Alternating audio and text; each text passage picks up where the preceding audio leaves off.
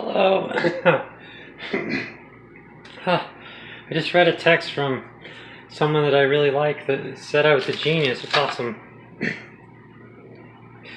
Okay, so right now I'm making a baked potato. That is an American classic. I got a potato. I scrubbed it. I cut off anything horrible about it. I wrapped it in tin foil. I put it in this. It's actually a bread pan technically. Okay. I put the potato on the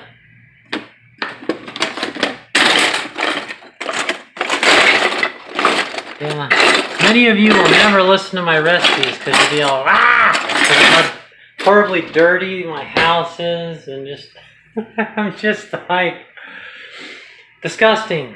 Maybe it is because I'm a genius. They say geniuses have messy houses. But anyway, you cut the potato in half. Then I'm going to cut like that so that things will fall inside of it. Oh, dang. I forgot to say how you know when it's done. Ooh, I put it in the oven at 425. Wrapped in that pan like that, tin foil. And I thought it was going to take 40 minutes, but it took a full hour. That shouldn't be a surprise. It'll take 45 minutes to an hour. But when you can unwrap the tin foil and stick a fork in it, isn't that an expression? Dude, stick a fork in it. That means you're like be done with all the bullshit, huh? I stuck a fork in it, the bullshit's done, it's cooked. Cut it in half. Now I'm going to cut these slits in it. Then you put some butter on it. Like that. So you might say butter. Why not pick margarine? Because at least it's vegan. But margarine has been shown to, it's kind of like NutraSweet and aspartame and sucralose and all those chemical alternative sweeteners. How they're really bad for you. How you think they're good for you because they're not sugar. But that's how that is. Margarine is bad for you. It's too bad for you to use. And I'm putting cheese on it anyway, so this is a lacto-ovo vegetarian. Not ovo, there's no eggs in it. This is a lacto-vegetarian dish, you know? So look at that. So you know how potatoes are. Nothing holds heat like a potato. So I've got those slits in it. Look at that. Get that in there. You can't just wait, put it all together and then just assume that this is going to go inside there because of the other toppings. We want the butter to really be the thing that went in the deepest into the potato part, you know. So look, so now I'm going to really stir it up. Yeah, that probably looks gross. I really like butter. This was a very common. My mom would make twice baked potatoes. So what that is basically you take the potato out and you boil you keep the skins. You scoop out the potato, then you mash it with butter, milk, salt and pepper, and a little bit of garlic powder, and you mash it up. And then you put it back into the potato. Like right now you would scoop it out and do all that.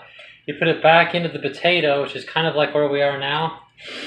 Then you'd cover it with cheddar cheese and you'd put it back in the oven and melt the cheese on top of it. Twice baked potatoes, see, because you baked it twice.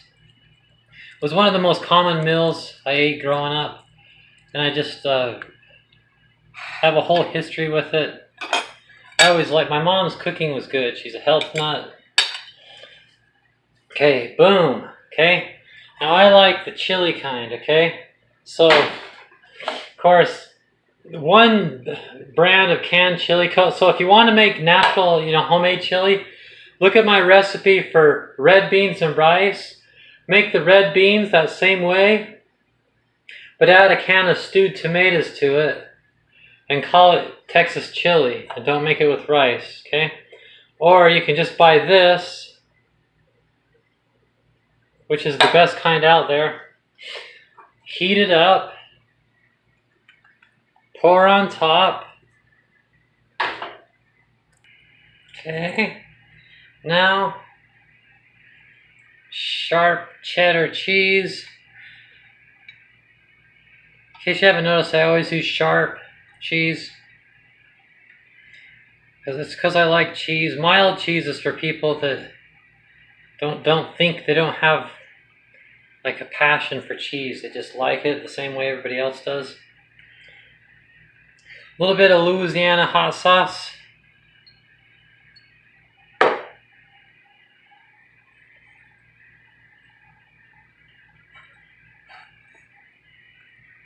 Some grated onions. So far it's a lot like a coney. But now we're going to put some diced tomatoes. The only thing more delicious than cheese are tomatoes. And because I have avocados, when I have avocados, I'll put them on everything. Like, what doesn't taste better with an avocado? That's just like... That is a baked potato. That's a delicious meal.